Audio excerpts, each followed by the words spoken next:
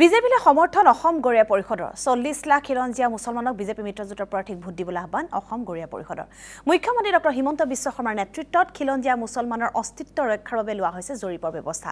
এনে পদক্ষেপৰ বাবে মুখ্যমন্ত্ৰীক আন্তৰিক ধন্যবাদ জনাই বিজেপি মিত্ৰজোঁটক নিৰ্বাচনত পূৰ্ণ সমৰ্থন দিয়াৰ ঘোষণা অসম গৰিয়া পৰিষদৰ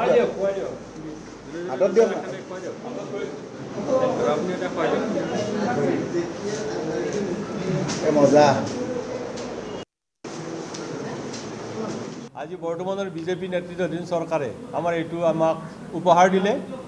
এই উপহাৰটো পাই আমি নথৈ আনন্দিত হৈছোঁ এইটো সপোন আমি 2000 চনতে দেখিছিলোঁ গতিকে আজি আমাৰ গোটেই 40 লাখ খিলঞ্জীয়া মুছলমানৰ কাৰণে এটা পোহৰৰ চাকি দিলে এতিয়া আমাৰ বাকীখিনি কৰণীয় হ'ল এই চাকি বন্তিজোৰাত আমি তেল পানী যোগাব লাগিব আৰু যিহেতুকে নিৰ্বাচন সমাগত এই সমাগত নিৰ্বাচনত আমাৰ খিলঞ্জীয়া আজি 40 লাখ খিলঞ্জীয়া মুছলমান আছে